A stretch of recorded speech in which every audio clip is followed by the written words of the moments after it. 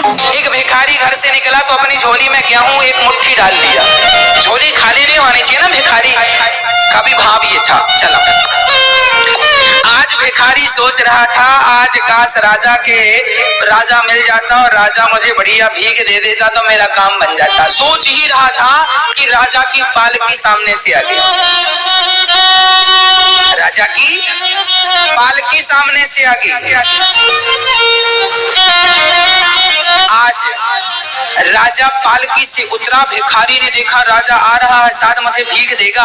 भिखारी प्रसन्न हुआ। तभी राजा पालकी से उतरा और भिखारी के सामने आकर खड़ा हो गया। भिखारी दंग रह गया। जब सोच रहा था वही हुआ, लगता है राजा देगा, और उल्टा हुआ। राजा ने अपनी झोली फैलाई भिखारी के सामने, भैया आज हम आपसे कुछ मांग रहे हैं। आज राजा ने भिखारी से कुछ मांगा तो भिखारी दंग रह गया। राजा मांग रहे तो भिखारी ने अपनी झोली में हाथ डाला तो मुट्ठी भर गेहूं आ गया। तभी भिखारी को लगा हे भगवान, मुट्ठी भर आया तो पूरा है, जितना था पूरा आ गया।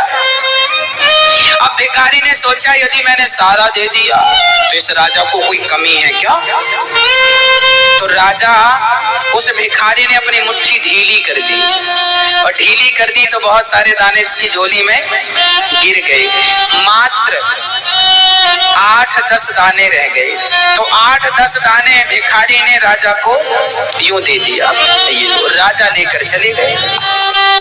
भिखारी ने पूरे गांव में भीख मांगी, आज उसे बहुत मिला। जब घर लेकर आया उसने सारा अनाज रखा तो उसने देखा कि उसके अनाजों में कुछ चमक रहा है। ध्यान से देखा तो उतने ही दाने सोने के हो गए थे जितने दाने उन्होंने राजा को दान में दिए थे। 8 गेहूं के दाने उन्होंने राजा को 8-10 दाने तो देखा तो 8-10 दाने गेहूं के वो सोना बन चुके थे। अब भिखारी रोया, हे भगवान मुट्ठी भरी थी पूरी दे दिया होता तो पूरा सोना बन जाता, ये 10 ही सोना बना। मतलब आप जितना दे रहे हैं वो आपको सोने की कीमत दे करके जाएगा, सोना बनकर आपको मिलेगा। दिया हुआ दान कभी व्यर्थ नहीं जाता। पंडित जी का एक बेटा था, वो रोज स्कूल जाता था। स्कूल जाता तो सर्दियों का समय था, दरबार राजा का दरबार बाहर लगता था। सर्दियों में धूप में बड़ी चेयर पड़ी है, राजा साहब बैठे हैं, मंत्री संतरी बैठे हैं। पंडित जी का बेटा वहीं से निकलता, रास्ता वही था। तो राजा रोज बुलाते, बेटा यहाँ आओ। और राजा उस बच्चे के सामने 2 सिक्के रखते, एक सोने का एक चांदी का। और राजा रोज बच्चे से पूछते, बेटा बताओ इनमें दोनों में से कीमती कौन है, कौन ज्यादा कीमती है। तो ब्राह्मण बालक बोला, राजा साहब चांदी ज्यादा कीमती है। राजा बड़े हंसे, वहां जितने बैठे सब कितना मूर्ख है ये बता, चांदी को महंगा कह रहा। तो राजा ने उसे चांदी पकड़ा दी, ले चांदी का सिक्का, तू सस्ता कह रहा, ले जा। वो बालक रोज जाता और रोज उसे एक सिक्का मिलने लगा। किस बात पर मिलता, क्योंकि राजा को हंसी आती। राजा और वहां मंत्री संतरी थे, सब हंसते, कितना मूर्ख है पंडित जी का बेटा, कितना मूर्ख है, मूर्ख है। लोग बड़ा हंसते। अच्छा, लोगों को बड़ा मजा आता है यदि आपको मूर्ख बना के वो हंसे, बड़ा मजा। हाँ बड़ा, हमने मूर्ख बना दिया। पंडित जी का बेटा रोज जाता और उसे रोज एक चांदी का सिक्का मिलता। देखते देखते उस बच्चे के पास 25-30 किलो चांदी हो गई। किस बात पर, मूर्खता पर। चलो आगे चलते हैं। एक दिन उसके पिताजी को राजा ने बुलाया और राजा ने कहा, पंडित जी तुम्हारा बेटा बड़ा मूर्ख है। पंडित जी को बड़ा बुरा लगा, राम राम राम राम राम, मेरा बेटा मूर्ख है, नाम खराब कर दिया मेरा। पिताजी गुस्से में गए, क्यों रे तू मूर्ख क्यों है। बेटे ने कहा, पिताजी मैं कैसे मूर्ख हूँ। अरे बोले, राजा तुझे रोज पूछते हैं कि सोना कीमती है कि चांदी, तो तुझे पता नहीं है कि सोना कीमती है। बच्चे ने कहा, पिताजी मुझे खूब पता है कि सोना कीमती है। तो चांदी क्यों कहता है? बेटे ने कहा पिताजी चलो, अपने कमरे में ले गया तो 20-25 किलो चांदी दिखाई। बोले पिताजी यदि मैं राजा को कह दूंगा कि सोना कीमती है तो ना सोना ही मिलेगा, चांदी ही मिलेगी, इसलिए मैं मूर्ख बना हूं तो कम से कम वो हंसते हैं और मुझे चांदी मिल जाती है। तो अब बताओ मैं मूर्ख हूं कि वो मूर्ख है? कौन मूर्ख है? इसलिए मूर्ख बनने के भी बड़े फायदे हैं। एक गुरुजी के दो चेले थे, दोनों को गुरुजी ने एक एक लड्डू दिया और फिर गुरुजी ने कहा जाओ इस लड्डू को ऐसी जगह पर खाना जहां तुम्हें कोई देख ना रहा हो। एक चेला गया, कमरे में दरवाजा लॉक किया, यहाँ वहां देखा कोई नहीं देख रहा, खाली। दूसरा चेला गया, कहीं पहाड़ में जाए, कहीं जंगल में जाए, कहीं गुफा में जाए, पर उसे लगे कि कोई ना देख रहा हो भले, पर गुरुजी ने कहा था कि भगवान तो देख रहे हैं। बेचारा पूरा जंगल घूम घाम के शाम को आया, हाथ में लड्डू जस का तस। अरे तुमने खाया नहीं? गुरुजी ने कहा। चेले ने कहा गुरुजी कैसे खाता? आपने कहा था ऐसी जगह में खाना जहां कोई देख ना रहा हो, पर हमें कोई ऐसी जगह मिली ही नहीं जहां हमें कोई देख ना रहा हो। हर जगह चाहे अंधकार हो चाहे प्रकाश हो, कोई तो हमें देख रहा है और वो देखने वाला ईश्वर है गुरुजी। मुझे कोई ऐसी जगह मिली नहीं। तब गुरुजी ने कहा बेटा तुमने वही पढ़ा है जो मैंने तुम्हें पढ़ाना चाहा। तुम मेरे पक्के विद्यार्थी थे, तुमने पढ़ लिया, तुम हो गए, पास हो गए।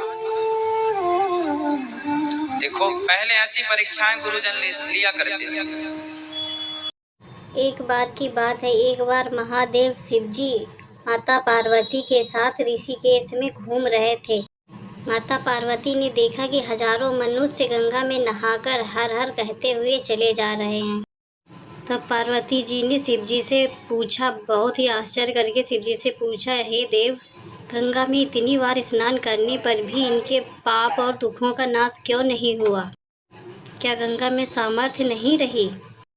परंतु फिर भी सभी दुखी और पाप परायण हैं। शिवजी ने कहा, प्रिय, गंगा में तो वही सामर्थ्य है, परंतु इन लोगों ने पाप नाशनी गंगा में स्नान ही नहीं किया, तब इन्हें लाभ कैसे हो? तब पार्वती जी ने महादेव जी से आश्चर्य से पूछा कि हे महादेव, स्नान कैसे नहीं किया? सभी तो नहा नहा कर आ रहे हैं, अभी तो इनके शरीर भी नहीं सूखे हैं। शिव जी ने कहा, प्रिय, ये केवल जल में डुबकी लगाकर आ रहे हैं, तुम्हें कल इसका रहस्य समझाऊंगा। दूसरे दिन बड़े जोर की बरसात होने लगी, गलियां कीचड़ से भर गईं। एक चौड़े रास्ते में एक गहरा गड्ढा था, चारों ओर लपटीला कीचड़ भर रहा था। शिवजी ने वहीं पर वृद्ध का रूप धारण कर लिया और दीन विवश होकर गड्ढे में जाकर ऐसे गिर पड़े जैसे कोई मनुष्य चलता चलता गड्ढे में गिर पड़ा हो और निकलने की चेष्टा करने पर भी नहीं निकल पा रहा हो। और पार्वती जी को उन्होंने यह समझाकर गड्ढे के पास बैठा दिया कि देखो, तुम लोगों को सुना सुना कर यूं ही पुकारती रहो कि मेरे वृद्ध पति गड्ढे में गिर पड़े हैं, कोई पुण्यात्मा इन्हें निकाल कर इनके प्राण बचा ले और मुझ असहाय की सहायता करे। शिव जी ने यह और समझा दिया कि यदि कोई भी निकालने की मुझे चेष्टा करे तो तुम उसको यह बता देना कि मुझे गड्ढे से वही निकालेगा जिसने कभी कोई पाप न किया हो, क्योंकि मेरे पति निस्वार्थ हैं, इन्होंने कभी पाप नहीं किया है, इसलिए इनको वही निकाले जिसने कभी पाप न किया हो, अन्यथा इनको हाथ लगाते ही वो भस्म हो जाएगा। पार्वती जी ने तथास्तु कहकर गड्ढे के किनारे बैठ गईं और शिव जी की सिखाई हुई बात को सुना सुनाकर लोगों को पुकारने लगी। गंगा में नहाकर कई लोगों के दल के दल आ रहे थे। इधर सुंदर युवती को ऐसे बैठे देखकर कईयों के तो मन में पाप आया, कई लज्जा से डरे तो कईयों को धर्म का भय हुआ। कई लोगों ने तो पार्वती जी को यह तक सुना दिया कि मरने दे बुढ़ी को, क्यों उसके लिए रोती है। आगे कुछ दयालु और सच्चरित पुरुष भी थे। उन्होंने करुणावश पार्वती जी के पति को निकालना चाहा, परंतु पार्वती जी के वचन के अनुसार वे रुक गए। उन्होंने सोचा, हम गंगा में नहाकर आए हैं तो क्या हुआ, पापी तो हैं ही, कहीं इस स्त्री के कथनानुसार हम स्वयं भी भस्म न हो जाएं। किसी का साहस नहीं हुआ। सैकड़ों आए, सैकड़ों चले गए, सबने पूछा और चलते गए। अब संध्या हो चली, तब शिव जी ने कहा, देखो पार्वती, कोई आया गंगा में नहाने वाला। थोड़ी देर बाद एक जवान हर हर कहता हुआ गंगा से नहाते हुए चला आ रहा था। पार्वती जी ने उस युवक से भी वही बात कही। उस युवक का हृदय करुणा से भर आया। उस युवक ने शिव जी को निकालने की तैयारी की तो पार्वती जी ने उसे रोक कर कहा, भाई, अगर तुम निष्पाप नहीं हो सर्वथा तो तुम मेरे पति को छूते ही जल जाओगे। उसने उसी समय निसंकोच होकर दृढ़ता के साथ कहा कि माता, मेरे निष्पाप होने में मुझे जरा सा भी संकोच नहीं है।